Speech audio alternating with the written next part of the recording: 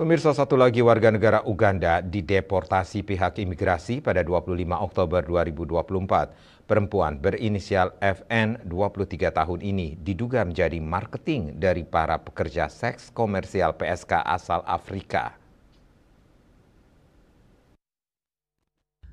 Kasusnya tidak diajukan ke persidangan namun dilakukan pendeportasian oleh Rudenim Denpasar. FN diduga terlibat praktek prostitusi online. Kepala Rumah Detensi Imigrasi Denpasar Gede Dudi Duwita menjelaskan, FN datang ke Indonesia tahun 2015. Saat terakhir kedatangannya tersebut, ia menggunakan fasilitas bebas visa kunjungan.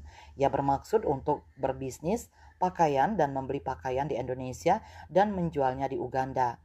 Pada 10 September 2024, petugas imigrasi kantor imigrasi Ngurah Rai mendatangi kediamannya di sebuah penginapan Area Legian. Di tempat tersebut ia tinggal bersama anaknya SNE 5 tahun. Petugas mendapati fakta-fakta lain yang mengarah pada pelanggaran keimigrasian yang dilakukan oleh FN. Melalui bukti aplikasi percakapan, FN disimpulkan menjadi pemasar wanita PSK yang berasal dari Afrika di Bali.